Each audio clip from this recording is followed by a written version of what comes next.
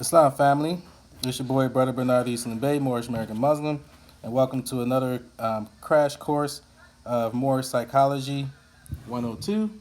We're going to get into more characteristics of your lower self and your companion devil, whatever you want to call it, your personal Mara, tempter, the whisperer. Well, I'll do an episode on that one day regarding the names of Satan.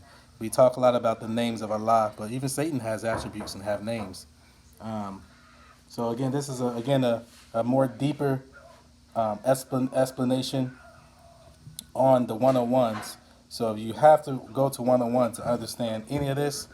But to give you a brief recap of the 101s, Satan is nothing but just your lower self. That's a name for the lower self. It is you. It is the part of you that is not, in a sense, that is not you. It is the reflection of the true self of the observer, but it's distorted by the murky ethers of the flesh. And these murky ethers that vibrates, that radiates from the flesh, it has characteristics. And we call it, or in the scriptures, we'll call it Satan or Shaitan. Buddhists call it Mara, okay, the tempter. He went by many different names. Even for us Moors out there, what do we ask each other in the one-on-ones? What are the names of the Lord Self? Lucifer, Satan, Devil, Dragon, Beast. So there's many other names too, including the Bible, that refer to this fleshly, carnal self as Satan or Devil. If I get enough requests to do so, I'll use the Bible to break down the companion devil also, being just you. It's not some magical character or something like that. So we're gonna get in again. He also whispers. Okay, he whispers and blows on your knots. So it encourages stimulation, a physiological stimulation.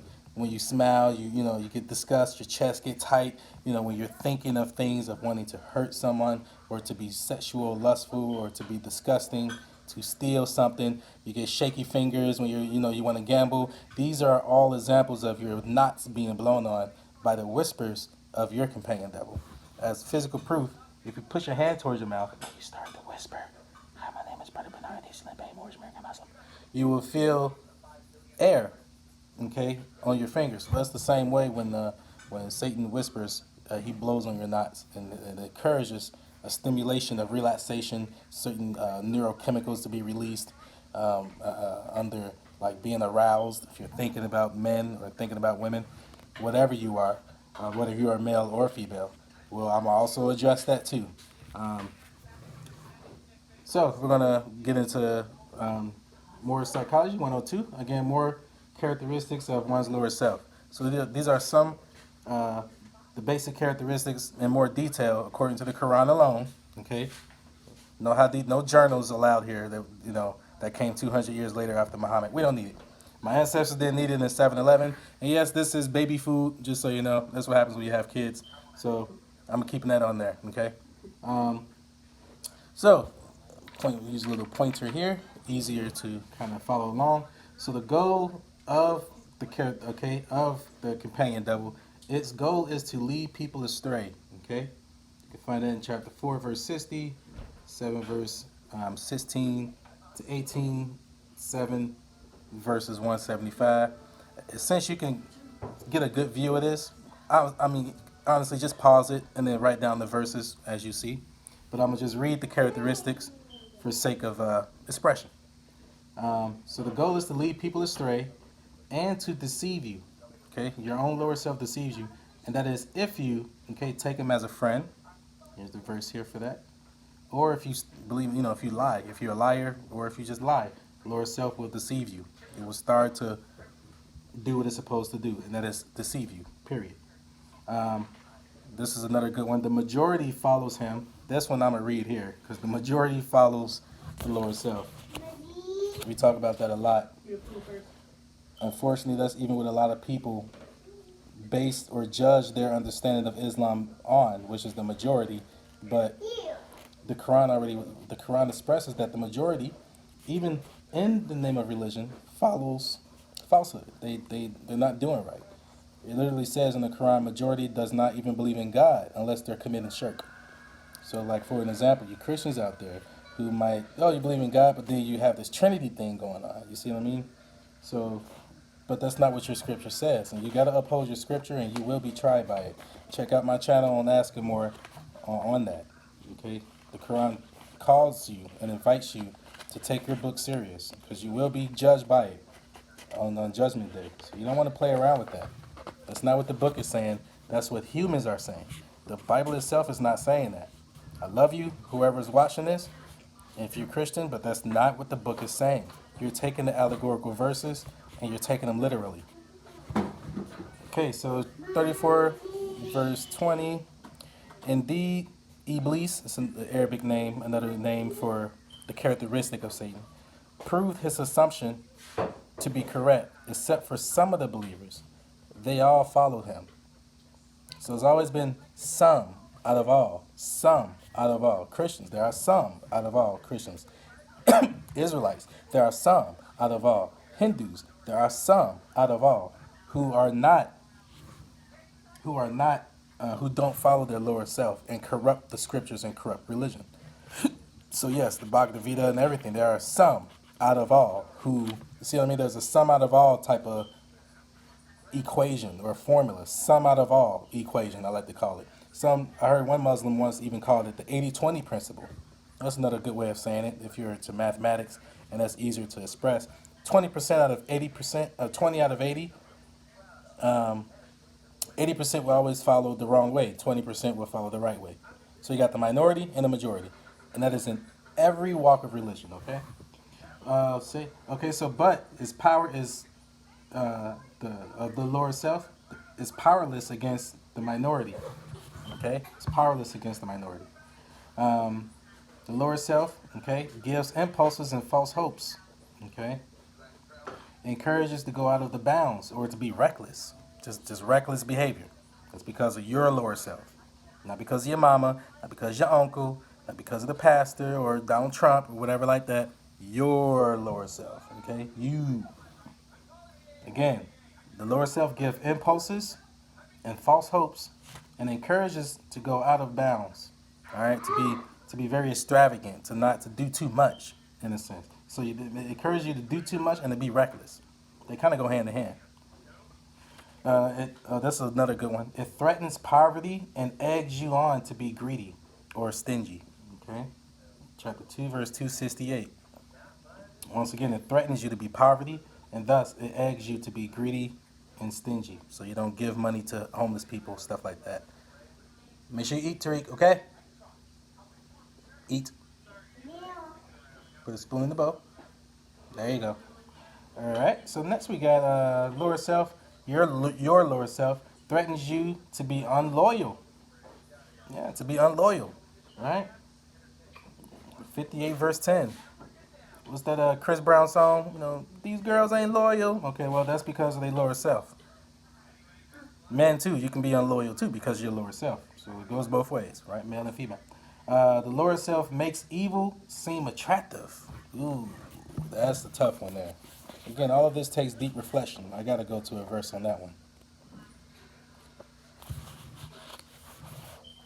We're going to go to chapter 6, verse 43.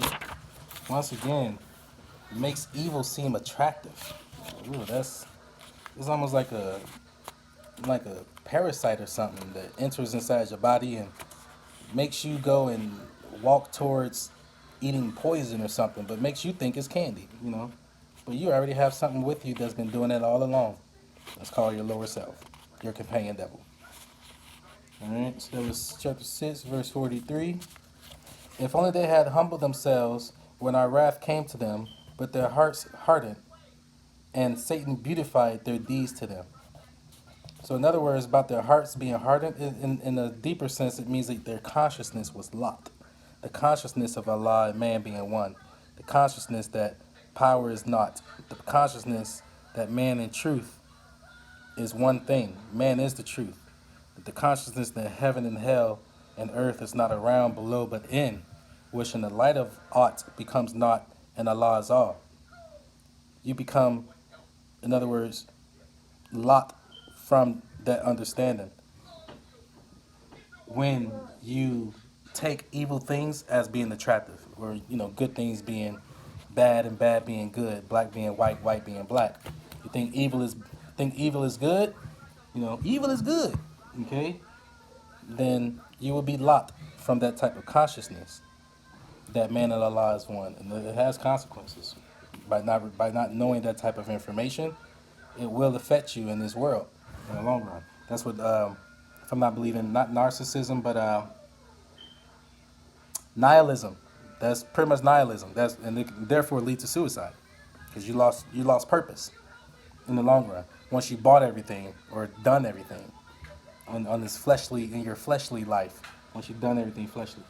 Also, this is another good one. I'm gonna make an episode on this one regarding memory loss. Uh, the Lord self makes you forget. Makes you forget things. You can forget things. Okay, that's chapter 6, verse 68, 18, verse 63, 12, verse 42. It makes you forget things. Yeah, memory loss is due to your lower self. Including makes you forget Allah and to worship Him. Okay, so for you atheists out there, okay? 5 verse 91, 58 verse 19, 25 verse 29. He stirs up hatred and hostility. So you be all hostile and all fired up, wired up and everything. You're having conversations with people, you're cutting them off. And why you all hostile? Why why you hating? Okay? Chapter 5 verse 91. Okay? That's why I just put a little line right there. Chapter 5 verse 91. It also makes you sassy and disobedient. Okay? It makes you sassy. For my brothers, I think we call it moist now these days. Okay, so it makes you sassy and disobedient, like a little kid. Chapter 2, verse 34, 7, verse 11. Hey, 7-11. Big up Moors, ancestors. Chapter 37, verse 7. And it makes you ungrateful. Your Lord companion devil have all these characteristics and just ungrateful. So for the atheists out there, oh, I want to see another miracle. Make the moon turn blue, and it's like, you're so ungrateful for everything, like everything else that's around you and in you, for proof that Allah is merciful and that He exists. That's chapter 17, verse 7. Again, your lower self is the cause of you being ungrateful, even in your own relationship with people. Your parents being ungrateful of your parents, being ungrateful for your wife, being ungrateful for your husband. That's you know, that is due to your lower self, your companion devil. Okay? Let's see, is that the camera right there? Or is it? Oh, okay. I know the camera. Now I know where to look. It looks a little bit better now when I'm looking at you. Okay. Well, we're done now. And this one I'm going to open up another episode on. But the lower self, the fleshly self, the carnal, the house of carnal desires is cursed. Chapter 3, verse 36, 81, verse 25, 15, verse 17. So we'll give you one good little view here. Whoops. Let's put it back like this. Get the shine out the way. Alright. So that's, again, just more details of the lower self. And on the next episode, 103, we're going to get in on the cure. We're going to get more in detail on the cure. Alright. And even how to even communicate with God. Yeah. A lot of so-called Muslims, the majority of them, possibly don't even know this, but there's a way to communicate with Allah. I'm surprised most don't even get into it and talk to people about it, especially atheists and agnostics when they want proof. So 103 is going to be more fun and not as sad and everything. I mean, just stop entertaining your lower self. We're going to get in more details on the cure in the next episode. So peace and love. Take care.